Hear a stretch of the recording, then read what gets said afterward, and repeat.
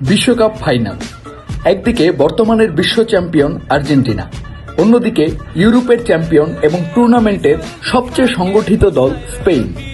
এক পাশে লিওনেল মেসির শেষ বিশ্বকাপ ম্যাচ, অন্য পাশে লামিন ইয়ামালের নতুন যুগ। কে জিতবে?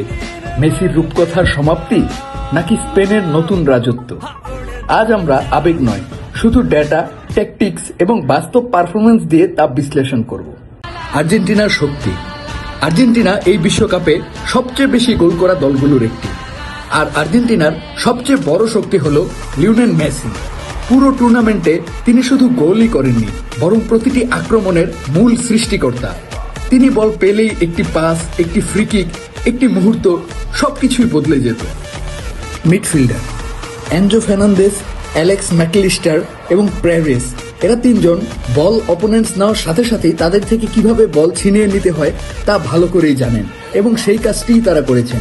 এর পাশাপাশি তারা মেসির জন্য স্পেস ক্রিয়েট করে দিয়েছেন এবং বড় বড় পাস দিয়ে গোল করার অপরচুনিটি তৈরি করেছেন মেসির জন্য।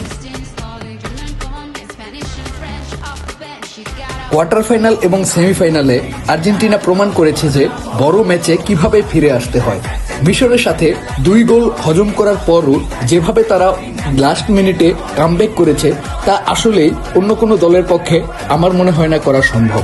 এবং শেষ ম্যাচে ইংল্যান্ডের সাথে যেভাবে পিছিয়ে থেকে ডিফেন্স থেকে অ্যাটাকিংয়ে গিয়েছে এবং সবচেয়ে বেস্ট পারফরমেন্স দেখিয়েছে, এর ফলে বলাই যায় বিশ্বকাপটা এবার আর্জেন্টিনার হাতেই উঠতে চলেছে। তবে এতটা সহজ হবে তাও বলা যায় না। এই বিশ্বকাপে স্পেনের সবচেয়ে বড় পরিচিতি ডিসিপ্লিন, স্ট্রাকচার এবং পজিশন। তারা বিশ্বকাপে মাত্র 1টি গোল হজম করেছে এবং ধারাবাহিকভাবেই দারুণ খেলেছে। মিডফিল্ডারে রড্রি, রুজি এবং অলমো তিনজন পুরো ম্যাচের গতি নিয়ন্ত্রণ করে। স্পেন সাধারণত 60 to 70% বল নিজেদের দখলে রাখতে পারে। প্রতিপক্ষকে কড়া নজর দিতে হবে ওই দিকে। তবে স্পেনের কিছু দুর্বলতাও আছে।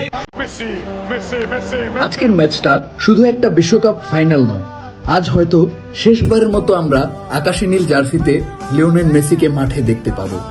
একটা প্রজন্ম মেসিকে দেখেই ফুটবলকে ভালোবাসতে শিখেছে। কেউ তার বা পায়ের জাদু দেখে মুগ্ধ হয়েছে, কেউ অসম্ভবকে সম্ভব করতে দেখেছে, কেউ শিখেছে হাল না ছেড়ে কিভাবে স্বপ্নের দিকে এগিয়ে যেতে হয়। কত স্মৃতি, অসংখ্য গোল, অগণিত অ্যাসিস্ট, হাজারো জয় আর কোটি কোটি ভক্তের চোখে জল আর হাসি। সবকিছুর কেন্দ্রেই ছিলেন একজন মানুষ, লিওনেল মেসি। আজ ফল যাই হোক না কেন, একটা যুগের সমাপ্তি হতে চলেছে। যদি তিনি ট্রফিটা উঁচিয়ে ধরতে পারেন তাহলে সেটি হবে রূপকথার মতো এক বিদায়। আর যদি তা নাও পারেন, তবু তার নাম ফুটবল ইতিহাসের সোনালী অক্ষরে লেখা থাকবে। কারণ কিংবদন্তিদের মূল্য শুধু ট্রফিতে নয়, তারা কত মানুষের হৃদয় ছুঁয়েছেন সেটাতেই। হয়তো আজকের পর আর্জেন্টিনার জার্সিতে আর দেখা যাবে না সেই পরিচিত নাম্বার 10কে। কিন্তু যখনই নীল সাদা জার্সি মাঠে নামবে, যখনই কোনো ছোট্ট শিশু বল পায়ে নিয়ে বলবে আমি মেসি, তখনই বোঝা যাবে কিছু কিংবদন্তি কখনো বিদায় নেয় না।